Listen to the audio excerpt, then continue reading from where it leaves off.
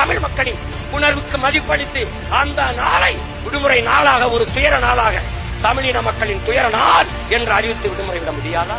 அரைக்கம்பத்தில் கொடிக்கம்பத்தை பறக்க விட்டிருக்க முடியாதா? ஏன் இந்த மண்ணில் எந்த கட்சிகளா செய்தது? எந்த கட்சி செய்தது? செத்து கறிக்கட்டையாக நின்று கதறி சிதறி கிடந்த என்னுடைய பிள்ளைகள் என்ன செய்தார்கள்? இந்த இன மக்கள் செத்தார்களே, அவர்களின் துயரத்தில் நோய்ந்த இந்த மே 18ஆவது நாளில் ஒரு வாழ்த்து செய்தியை மாண்புமிகு தமிழக முதல்வர் ஐயா முத்துவேல் கருணாநிதி ஸ்டாலின் பதிவு செய்தது உங்க இல்ல ஐயா? எதிர்கட்சி தலைவர் தமிழன் வாக்கை வாங்கி வயிறு வளர்த்து பிழைக்கிற இவர்கள் உன்னுடைய உணர்வுக்கு ஒரு மதிப்பு படாது. பாரதிய ஜனதா, காங்கிரஸ்,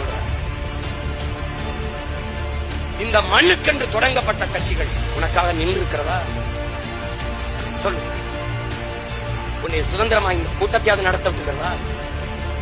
சொல்றா.